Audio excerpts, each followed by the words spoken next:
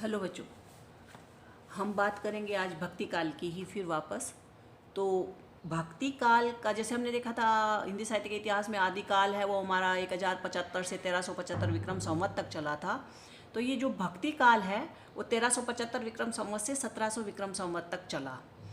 ये काल इसका समय निर्धारित था, इसी समय ये इसका प्रादुर्भाव हुआ। मानव भक्ति के निशान तो पहले से जैसे हमारे यहाँ रीतिकाल के पहले से आदिकाल के पहले से ही दिख रहे थे अपभ्रंश में, वैसे ही भक्ति काल के आदिकाल में ही दिखने लगे थे। अब हम आज चलते हैं इसकी परिस्थितियों पर। तो आचार्य रामचंद्र शुक्ल ने पूर्व मध्यकाल, आचार्य रामचंद्र शुक्ल ने अपने जो काल विभाजन किया है ना बच्चों, उसमें इसको रखा है आदिकाल को तो वीरगाथा काल।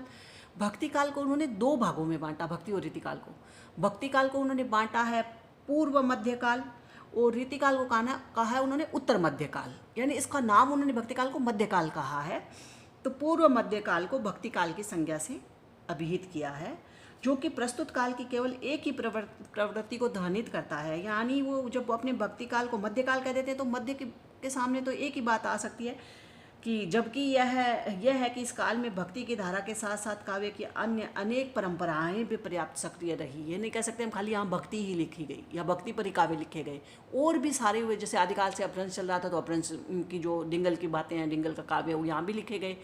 तो इस तरह से खाली एक अगर पूर्व मध्यकाल कह देते हैं या इसको कह देते हैं तो ये मान लेते हैं हम कि इसमें भक्ति के अलावा भी और सारी बातें हैं वो तिरोहित हो जाती है।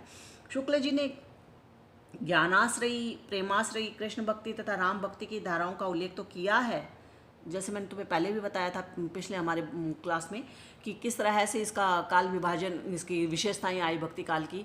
तो इसमें पहले सगुण और निर्गुण हुई।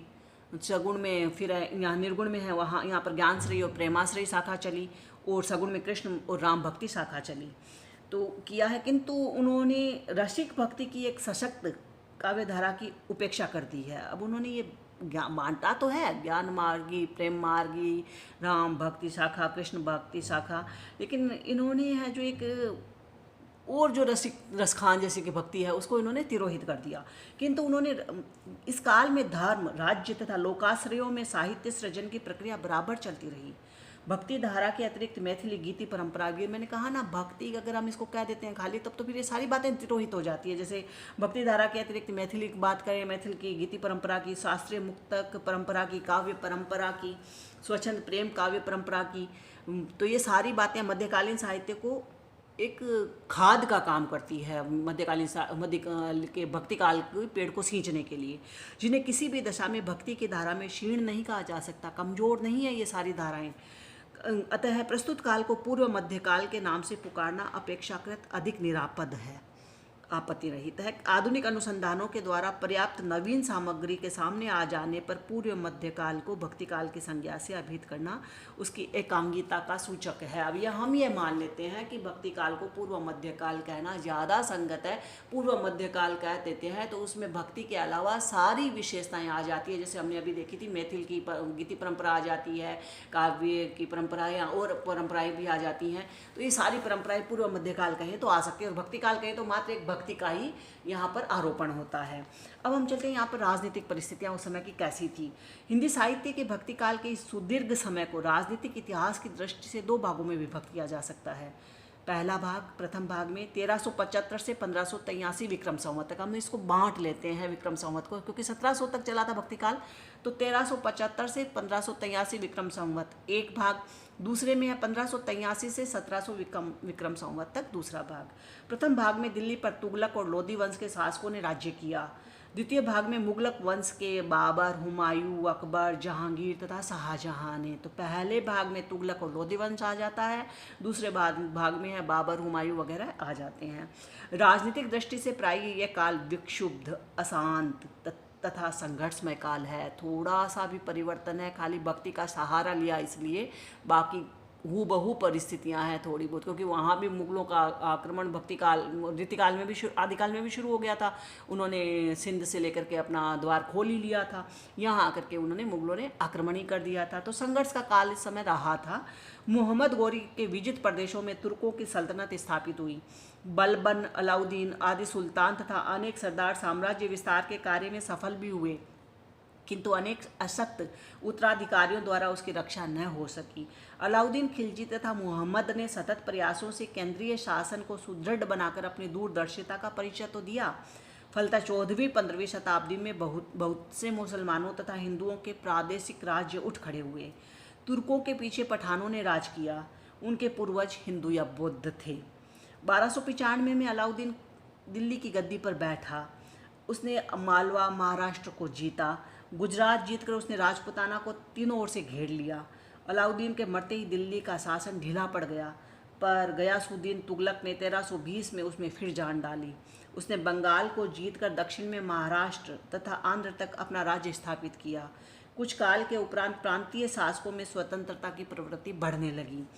15वीं शताब्दी प्रांतीय शासकों का युग है। इसमें राजस्थान में मेवाड़ की उन्नति हुई। महाराणा लाखा, कुंभा और चूड़ा के शासन काल में वह एक प्रमुख शक्ति बन गया। 15वीं शताब्दी के मध्य में पठानों ने दिल्ली ले ली और वे बिहार तक फैल गए, पर वे दिल्ली के राज्यों को साम्राज्य न बना सके। 16वीं शताब्दी के मध्य में जब बाबर ने आक्रमण किया, तब उस समय सभी स्वतंत्र प्रादेशिक राज्य थे। बाबर ने 1526 में पानीपत के मैदान में युद्ध के नवीन उपकरणों से इब्राहिम लोधी को पराजित किया। दिल्ली से आगे बढ़ते ही उसकी राणा सांगा से मुठभेड़ भी हुई, किंतु वहां पर भाग्य ने बाबर का साथ दिया और राणा के पश्चात राजपूतों में प्रतिशोध की शक्ति नहीं रही। पठान शासक शेरशाह सूरी ने साधनों के बिना हुमायूं को पराजित किया। शेरशाह के समय अमर काव्य पद्मावत लिखा गया, जो जायसी का है। शेरशाह के उत्तराधिकारी अयोग्य निकले और उधर मुगलों का नेतृत्व अकबर जैसे प्रतिभाशाली व्यक्ति के हाथ में आया। अकबर के समय में मेवाड़ के राणा प्रताप ने उसकी अधीनता न मानी और आजीवन लड़ता रहा। शाहजहां के अंतिम दिनों में बुंदेलखंड में चंपत राय और महाराष्ट्र में शिवाजी की स्वतंत्रता की चेष्टाएं हुई। विदेशी आक्रांताओं के द्वारा आया देखा और नष्ट कर दिया। जितने भी हमारे यहाँ आतताई आए, उन्होंने यही काम किया कि जितने भी बाहर से आक्रमण हुए कि आया देखा और ख़त्म कर दिया के समान कुछ क्षणों, घंटों, दिनों में भारत पर आधिपत्य स्थापित नहीं हुआ, बल्कि उन्हें देशी शासकों के प्रतिरोध का बुरी तरह सामना करना पड़ा। यहाँ के शासक अंतिम दम तक प्राण प्रण से स्वाधीनता के लिए जूझते रहे। उनमें किसी भी प्रकार की निराशा में पराजित मनोवृत्ति नहीं थी और न ही उस समय का साहित्य निराशा में परिस्थितियों की उपज है। इस काल में कतिपय कट्टर तथा सांप्रदायिक मुस्लिम शासकों द्वारा जनता पर अकथनीय अत्याचार भी ढाए गए, किंतु सभी विदेशी शासक संकीर्ण हृदय नहीं थे। इसके साथ साथ मुस्लिम प्रजा भी विशेष सुखी नहीं थी। अरबी, तुर्की, ईरान तथा अफगान आदि मुसलमान आपस में जलते रहते थे। अकबर, जहांगीर और शाहजहां के समय को छोड़कर मुस्लिम काल का शेष समय मारकाट, गृह कलह, विदेशी आक्रमणों के आतंक तथा युद्ध का काल रहा है। कोई भी साहित्य युग परिस्थितियों से प्रभावित हुए बिना नहीं रहता है। ये मान कर चलो बच्चों, कोई भी साहित्य होगा, चाहे उसका युग का क्योंकि कहा भी जाता है साहित्य समाज का दर्पण है, समाज और युग का ही उस पर पूरी तरह से छाया पड़ती है। तो किंतु भक्ति काल साहित्य इस बात का अपवाद है। भक्ति काल के प्रमुख 4 कवियों कबीर, जायसी, तुलसी और सूर की जो सामग्री थी, वर्णित सामग्री, जो लिखित सामग्री, जो उनके ग्रंथ, वो वर्ण्य सामग्री युग के राजनीतिक वातावरण के ठीक प्रतिकूल है। उन्हें न तो सीकरी से काम था, कहा भी है, संतन को कहा सीकरी से काम। देदास के बारे में एक बार बताऊंगी अगले प्रश्न में तुम्हें ये घटना भी। तो उन्हें न तो सीकरी से काम था और न प्राकृत जन गुणगान से सरोकार था, न वो किसी राजा के गुणगान में लगे रहना चाहते थे।